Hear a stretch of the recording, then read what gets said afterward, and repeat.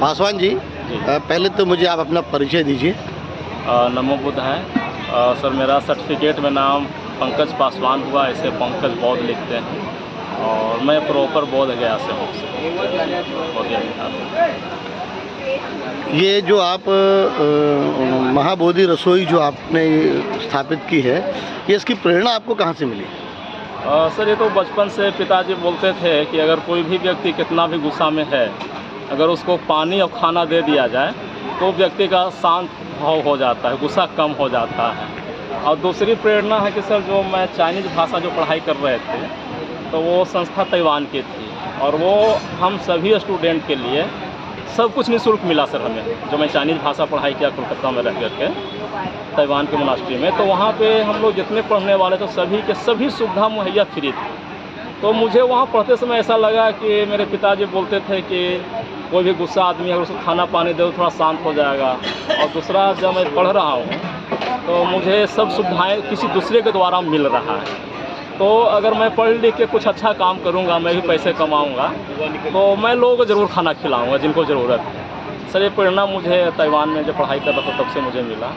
और जब मैं अपने पर पे अपना बिज़नेस व्यापार करने लगा और मैं 2006 से पूर्ण रूप से अपने पैर पे खड़ा हूँ, तो 2006 से मैं जो भी मुझे बोलते हैं कि हाँ पंकज जी मुझे 200 आदमी का खाना चाहिए या 500 का खाना चाहिए, तो कोई भी धर्म का हो, कोई भी समुदाय, मैं उनको सब खाना देता हूँ।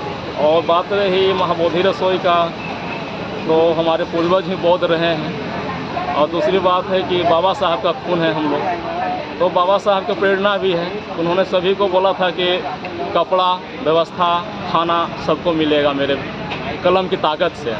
उनसे भी प्रेरणा लेकर के और मैं महाबोधि रसोई का 2006 में स्थापना किया हूँ सर। और तब से लेकर के यहाँ तक कि महामारी कोरोना जैसे हालात में मैं बोध गया कि कालचक्र जो मैदान है वहाँ BTMC से परमिशन लेकर के और उस चबूतरे पे मैं पूरे साल भिक्षु और जो ज़रूरतमंद थे उन लोगों को मैं खाना देने का मैं काम कर रहा हूँ। और अभी यहाँ पे देखिए महाबोधि महाविहार मुक्ति आंदोलन जो चल रहा है उसमें भी सर मैं 6 मार्च से भोजन के लिए व्यवस्था में मैं लगा हूँ। पासवान जी, मैं ये जानना चाहता हूँ, भारत में बहुतायत पासवान यानी पासी और अधिकतर लोग बावरिया भी लिखते हैं, तो ये जो अपने आप को जो है वो पूरे बहुतायत हर हर महादेव या हिंदू अपने आप को वो मानते हैं, तो आप इस समाज में उनको इस बुद्धिज़्म में लाने के लिए आप क्या प्रयास और क्या कोशिश कर रहे हैं कि वो कैसे आए भारत के लोग?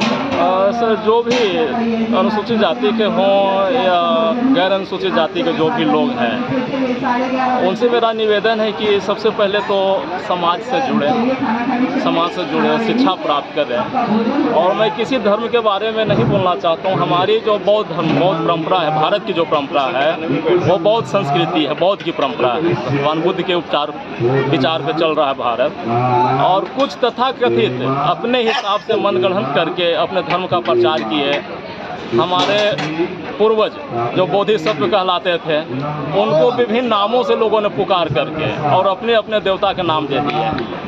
तो वही लोग मान तो रहे हैं बोधिसत्व को, चाहे वो महादेव कहें या महाकाल कहें, वो सब महापुरुष जो है ना वो बोधिसत्व हैं। बोधिसत्व को ही विभिन्न नामों से पुकार करके और हमारे बोधिसत्व को पूजा कर रहे हैं। तो मुझे वही उनसे निवेदन है कि नाम जो चेंज हुआ है, नाम में बदलाव लाना चाहिए, ज़रूरत है। जो नाम है महादेव वो बोधिसत्व हैं, उनको जानकारी नहीं है इसलिए महादेव बोल रहे हैं और वो अपने आप को किसी अन्य धर्म को लोग मान रहे हैं। पर ये सभी महापुरुष थे, सभी बोधिसत्व हैं, उनको अलग अलग नामों से जाना जाता है। मैं पासवान जी, मैं ये जानना चाह रहा था, भारत में अधिकांश जो लोग हैं पासी समाज के, पासवान समाज के, वो आज भी हिंदू धर्म की परंपराओं में जकड़े हुए हैं। उनको आप निकालने के लिए, ताकि वो बुद्ध के मार्ग पे चले, इसके लिए आप क्या प्रयास कर रहे हैं? नहीं, मेरा कोई प्रयास नहीं है, ये प्रयास पूरे भारतवर्ष के लोगों का है, भिक्षुओं का है, हमारा संस्कृति का है।